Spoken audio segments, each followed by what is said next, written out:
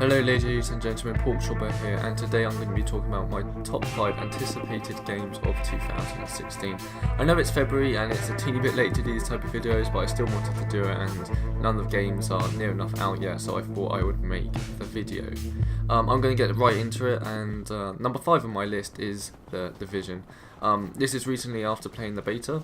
Before the beta came out, I really didn't know much about the game. I know I was interested after playing games like Destiny. I knew this type of thing would definitely be down my alley, but I didn't want to get myself excited about it until the beta came out. I played the beta. I loved the atmosphere, the RNG, the loot, the PvP element being the Dark Zone. I went through all of my impressions in my beta impressions video, which I'll leave a link in the description. But overall, it just really excites me, and I just hope the full game can really deliver on what it captured in the beta, and I hope there's enough endgame content and just enough variety in the game, which Destiny never had, and I hope this game can fulfill on that factor. Number 4 on my list is Ratchet & Clank. I've been a massive Ratchet & Clank fan since the PS2 days. Just to see a proper remake, pretty much a brand new Ratchet & Clank game come out, it's just super exciting.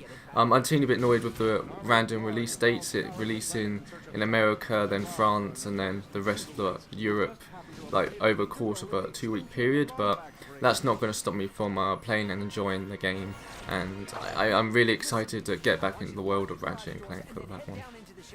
Number 3 on my list is Dark Souls 3. This shouldn't really be a surprise that this is actually on my list after Bloodborne being my number 1 spot on my Game of the Year of 2015. It's I've always thought Dark Souls series does the RPG better, and Bloodborne had better flowing gameplay that I enjoyed more as a preference. But I feel Dark Souls 3 is combining the RPG element of the Dark Souls series and the fluidity combat of Bloodborne together, and that really excites me from the gameplay I've seen. I may be getting at launch, it depends, because there's certain other games, including Ratchet & Clank and another one on this list, that are coming out in the April period, and I really like to play my Dark Souls games very slowly, and it takes me a good month to really play it through. So that may have to wait a few months, but I'm definitely going to be picking up as soon as I have the time. Number 2 on my list is Horizon Zero Dawn.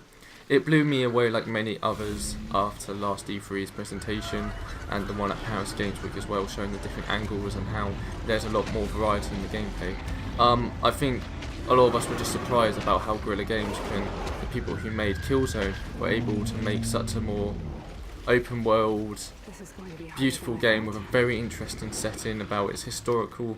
Apocalypse has happened and it's 1,000 years after that, and you have all these cavemen and women in a completely primeval world, and then you have complete tech dinosaurs combined together. It's a really interesting element. It's almost done before, but it's making a completely refreshed look upon it, and that really excites me, and hopefully that game is coming out this year. It's the only one on this list that may not come out this year.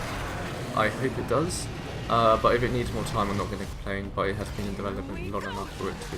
I'm very excited to hear more about it, especially the RPG elements going forward to this E3. Number 1 on my list is, of course, if anyone knows me, is Uncharted 4: A Thief's End. I've been waiting for this game for almost 3 years now. I played all the other Uncharted games at launch. I played them over again. I got the Uncharted collection, and I'm just very glad they're ending it with Uncharted 4. I believe I didn't want them to continue it to number 5 or number 6. I thought that would be dragging out too much. I don't want a Halo, I don't want a God of War kind of thing. I felt if they knew how to end it, then end it, and I think Uncharted 4 will be that. I'm really excited because we don't know much about the story details as well. Naughty Dog's marketing's always been very solid, and for them to keep the story really uptight until the game's release.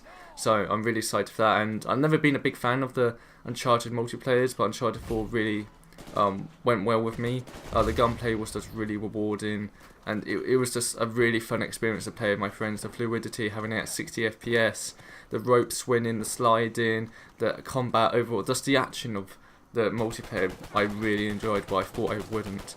So I'm definitely looking forward to the multiplayer aspect a lot more than previous Uncharted games. But that is my top 5 anticipated list of 2016. I wonder how many of these will actually get into my top 10 list of 2016 by the end of the year. But that's it for now, guys. This is Pork Chopper. If you liked the video, please like and subscribe, and I'll see you next time. Have a good one.